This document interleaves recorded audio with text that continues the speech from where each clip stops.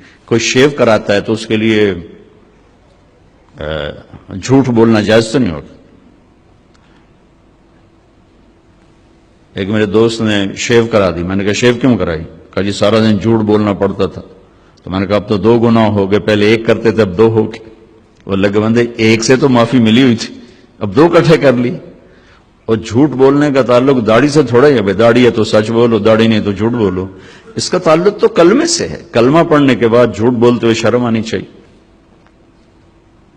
ایک آدمی کہتا ہے جی داڑھی رکھ کے گناہ کریں تو بڑے شرم کی بات ہے. میں کہتا ہوں کلمہ پڑھ کے گناہ کرو تو شرم کی بات ہے.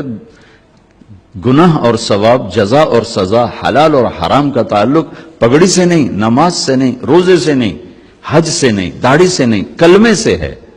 کلمہ ایک ایگریمنٹ ہے کہ یا اللہ تیری مان کے چلوں گا، تیرے نبی کے طریقوں پر چلوں گا.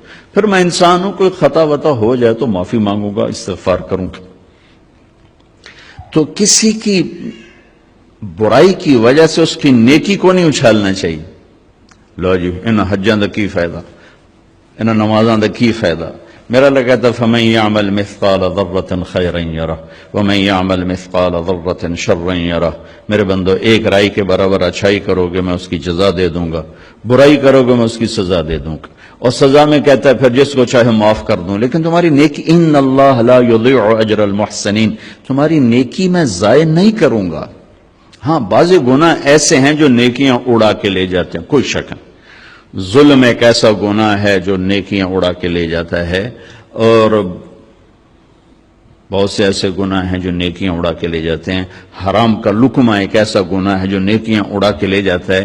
لیکن اتنا پھر بھی ضرور ہوتا ہے کہ عمل نہ کرنے کی جو پکڑ تھی وہ نہیں ہو. ایک آدمی نے ساری زندگی سود کھایا لیکن نماز نہیں چھوڑی، تو اس کو نماز نہ پڑھنے کا عذاب کبھی نہیں ہوگا.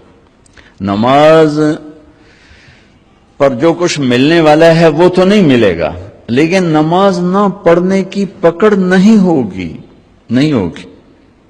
حج کیا حرام پیسے سے کیا، اللہ کے نبی نے کہا ہے اس کا اللہ آسمان سے کہتا لا لبیک ولا سعدیک، لیکن حج نہ کرنے کا عذاب نہیں ہوگا. حج نہ کرنے کا عذاب نہیں ہوگا.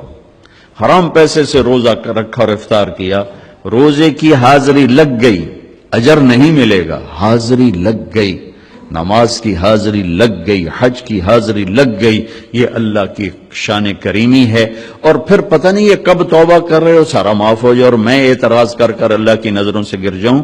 میری بات غور سے سننا، جیسے آدمی زنا کر کے، شراب پی کے، سود کھا کے اللہ کی نظروں سے گرتا ہے، ایسے ہی لوگوں پر اعتراض کر کے اور انہیں حقیر سمجھ کے آدمی اللہ کی نظروں سے گرتا ہے.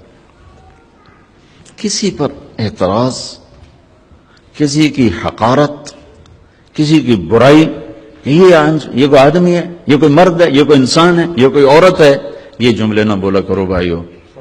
تجھے کیوں فکر ہے اے گل دلے صد چاک بلبل کی، تو اپنے پیرہن کے چاک تو پہلے رفو کر لے.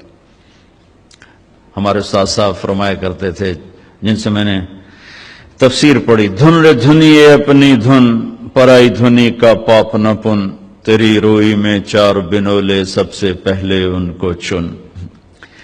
دھن رے دھنیے اپنی دھن، پرانی اردو ہے، بہرحال مطلوب اس کا یہ ہے کہ تیرے اپنے اندر 4 بڑے بڑے عیب ہیں، تو انہیں ڈھونڈتا رہے، صاف کرتا رہے. تو اوروں کے عیب نہ دیکھا کر، تو اوروں کی کمیاں نہ دیکھا کر. تو اگر اپنے عیب دیکھے گا تو تمہیں وقت ہی نہیں، فرصت ہی نہیں ہے کسی اور کے عیب دیکھنے کی. تیرے اندر 4 بڑی برائیاں، حسد ہے، کبر ہے، بغض ہے، ریا ہے، عجب ہے. یہ تیرے اندر 4 بڑی چیزیں ہیں. ان کو صاف کرتا رہے تو تجھے اوروں کے عیب دیکھنے کی فرصت ہی کوئی نہیں. تو بھائیو، کسی کے گناہ کی وجہ سے اس کی نیکی کو دوش نہیں دینا چاہیے. پتہ نہیں اس کی نیکی اللہ تعالیٰ قبول فرما کے اس کا گناہ معاف کر لے، یا کسی وقت توبہ کرے اس کا گناہ معاف ہو جائے اور وہ جنت میں چلا جائے. میں پکڑا جاؤں، میں تو ٹھیکیدار تھا اوروں کی برائیاں پکڑنے کا.